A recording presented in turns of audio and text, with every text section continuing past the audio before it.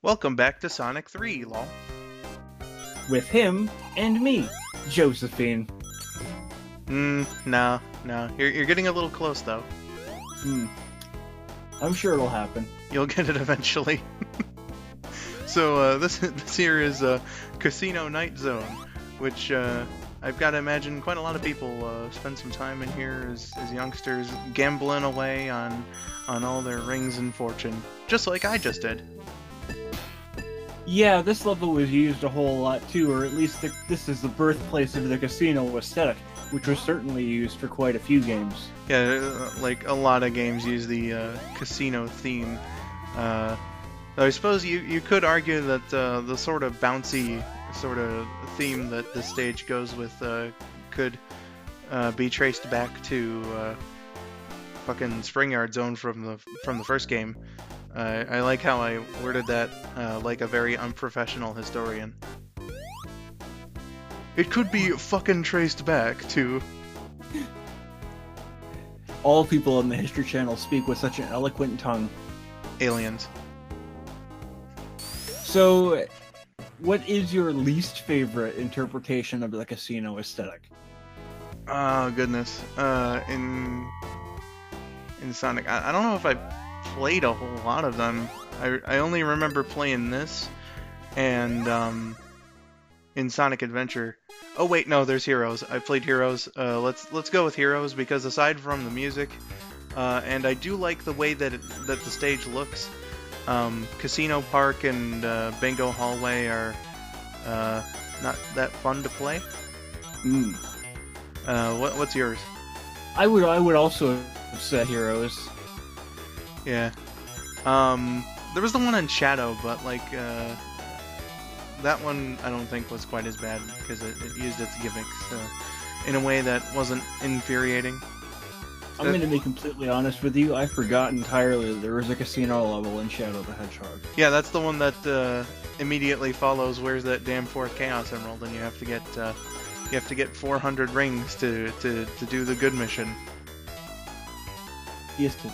Tails has to pay his dues. What the fuck is Tails doing here?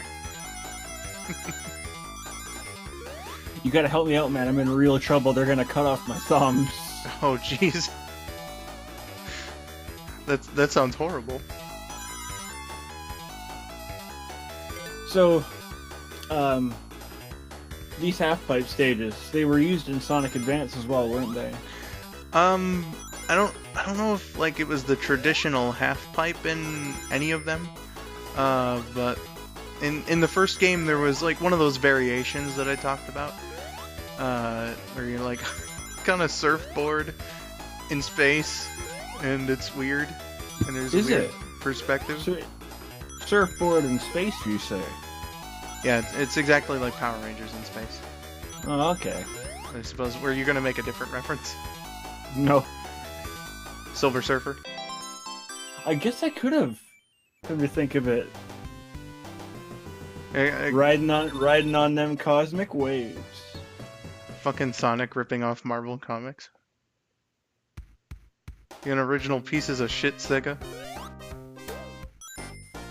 People would argue it's gone that far, but I suppose. So special stage number 6 that I did just then was surprisingly the bane of my recording existence when I was doing this, because like my first attempt ended with the 6th emerald, even though I consider 5 the hardest one for whatever reason. I just hadn't been able to do number 6, and then I couldn't like get past Emerald Hill Zone for the next try, and then finally on the 3rd try I was able to do it, and thank God for that. It also fucked me over a lot when I was doing that anniversary stream I mentioned earlier. I don't know what it is about number 6, but it's not as hard as number 5. It's just I guess I'm not very lucky on that, which is appropriate to say because we're in the casino level. But you haven't gotten the triple Eggman yet, have you? So you can't be that unlucky. Eventually. I think I actually do get it in this act. We're both gonna wait in anticipation and see. I did. Sure. I did have to chop out a bunch of stuff in this act though when I was editing, so perhaps I got it and then it was just cut out.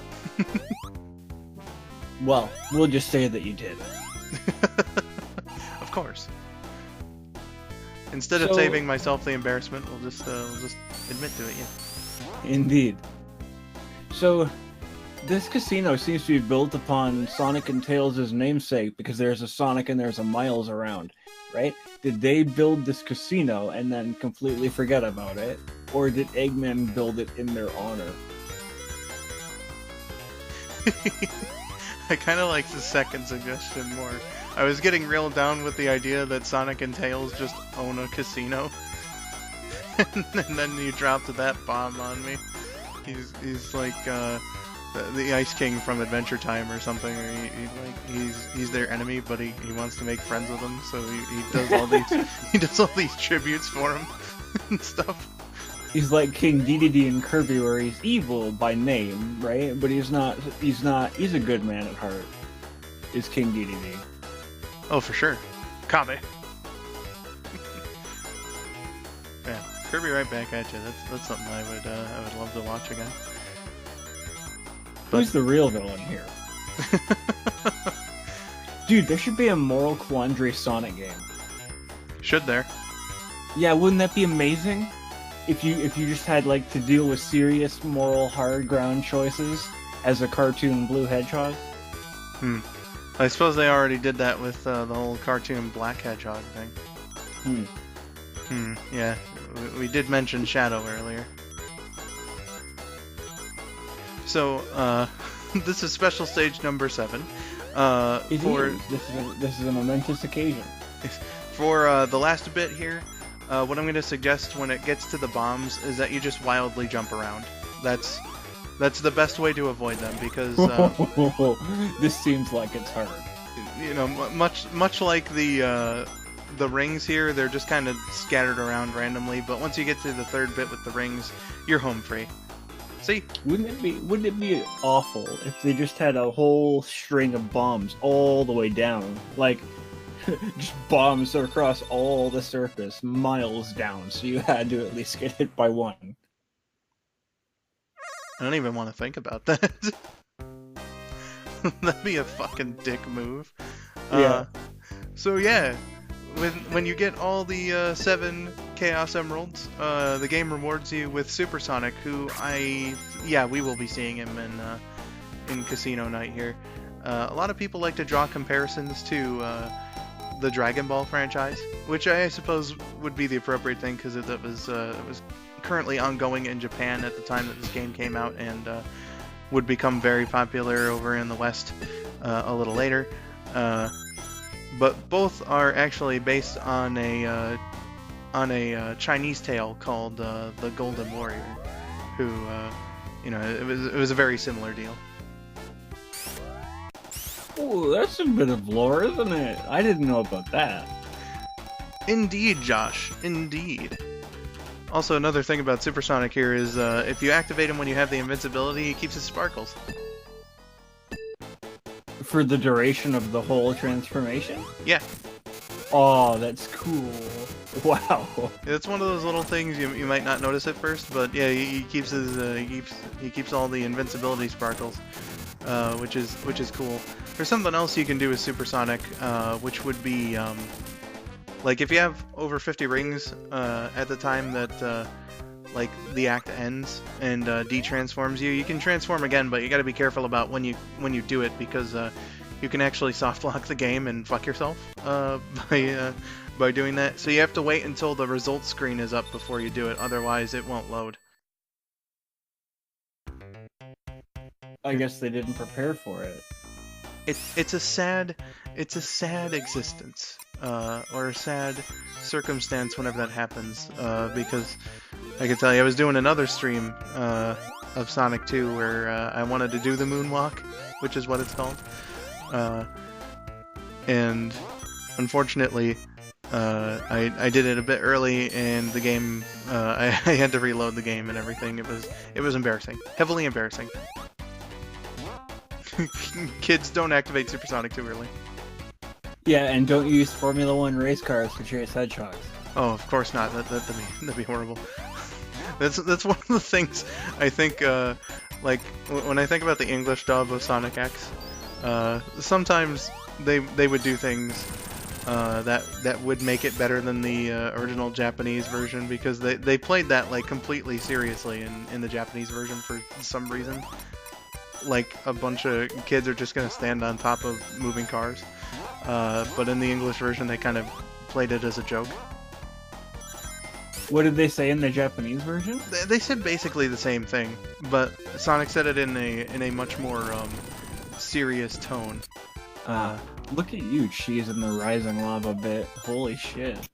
No, that was actually some pretty cool stuff. I should have shown you the video before we recorded this, actually, because this is the second take. I edited out a death, the only death that I had when I was doing this playthrough, because I glitched through the floor during the lava part right before the end.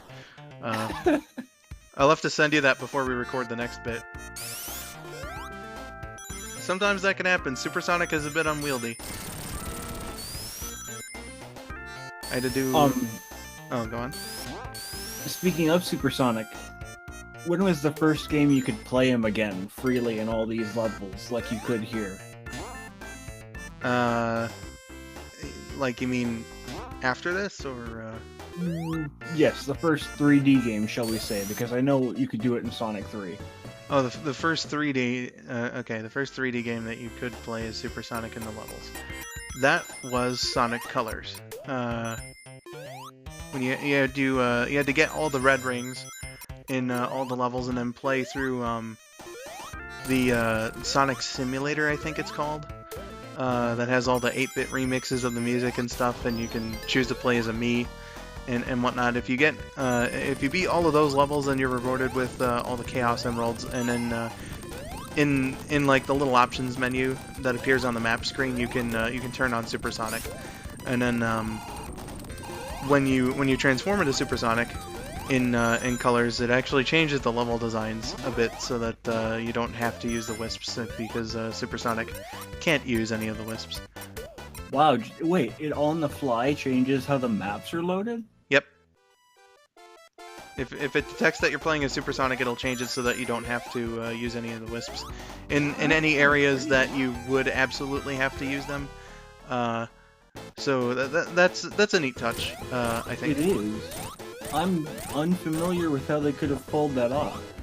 Yeah, it's not really too much of a thing, because in that game you don't really have a whole lot of areas where you absolutely need to use a wisp, but good on Sega for keeping track of that. So join us next time for Sonic 2 Part 4.